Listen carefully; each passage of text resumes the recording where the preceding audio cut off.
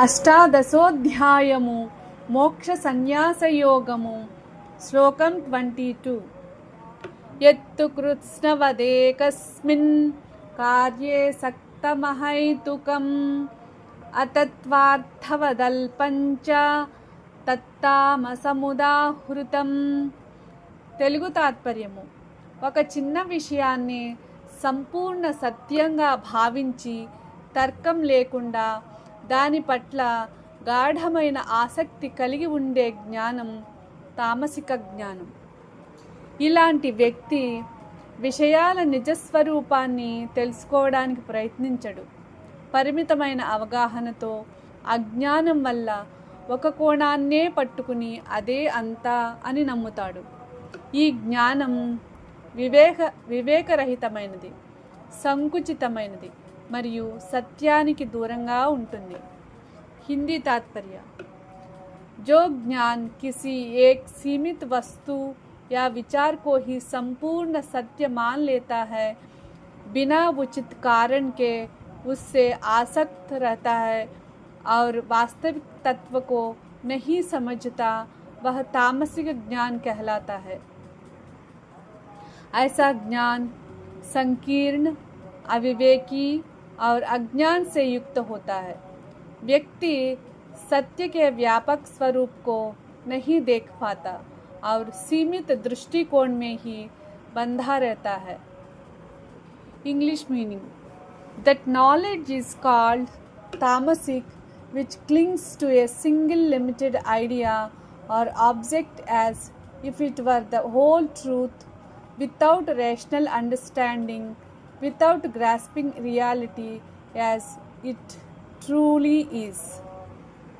Such knowledge is narrow, irrational, and based on ignorance. It fails to perceive the larger picture and remains attached to incomplete or mistaken views. The essence of this verse is: tamasic knowledge is narrow and deluded. It mistakes a small part for the whole truth and lacks understanding of reality in its true nature. అష్టాదశోధ్యాయము మోక్ష సన్యాసయోగము శ్లోకం 23. నియతం సంగరహితమరాగద్వేషతః కృతం అఫలప్రేప్సునా కర్మ యత్తత్ సాత్వికముచ్యతే. తెలుగు తాత్పర్యం: నా కర్తవ్యాన్ని ఫలాపేక్ష లేకుండా, మమకారం లేకుండా, ఇష్టానిష్టాల ప్రభావానికి లోను కాకుండా చేసే కర్మ సాత్విక కర్మ అని చెప్పబడుతుంది. సాత్వికుడు కేవలం ధర్మబద్ధమైన పనిని చేయడంపైనే దృష్టి పెడతాడు. ఫలితం వస్తుందా లేదా అనే ఆందోళన లేకుండా భగవంతునికి అర్పణ భావంతో తన బాధ్యతను నిర్వర్తిస్తాడు. అలాంటి కర్మ మనస్సును శుద్ధి చేసి ఆధ్యాత్మిక పురోగతికి దారితీస్తుంది. హిందీ తాత్పర్య: जो कर्म कर्तव्य समझकर किया जाता है, जिसमें आसक्ति नहीं होती, राग द्वेष नहीं होते और फल की इच्छा भी नहीं होती, वह सात्विक कर्म कहलाता है. ऐसा व्यक्ति केवल अपने धर्म और कर्तव्य का पालन करता है. वह परिणाम की चिंता किए बिना निष्काम भाव से कर्म करता है. यह कर्म मन को शुद्ध करता है और आध्यात्मिक उन्नति का मार्ग प्रशस्त करता है.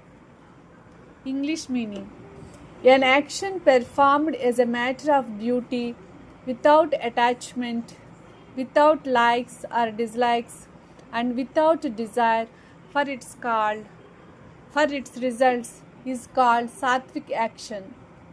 Such action is motivated by righteousness and responsibility rather than personal gain. The person performs the work with dedication and equanimity, leaving the outcome aside. This kind of action purifies the mind and supports spiritual growth. The essence of this verse is sattvic action is selfless duty performed without attachment, prejudice, or desire for reward. అష్టాదశోధ్యాయము మోక్ష సన్యాసయోగము శ్లోకం 24. యత్తు కామేప్సునా కర్మ సాహంకారేణ వా పునః క్రియతే బహుళాయాసం తద్రాజసముదాహృతం. తెలుగు తాత్పర్యము: ఫలితాలపై ఆశతో, కోరికలతో లేదా అహంకారంతో నేను చేస్తున్నాను అనే భావంతో చేయబడే కర్మ రాజసిక కర్మ.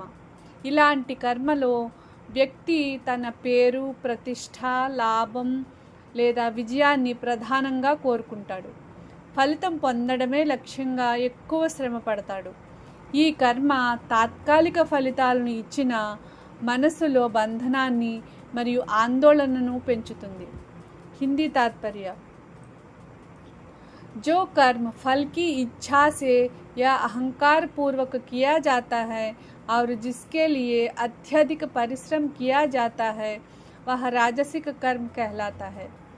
ऐसा व्यक्ति सफलता, लाभ, यश या प्रतिष्ठा की कामना से कर्म करता है.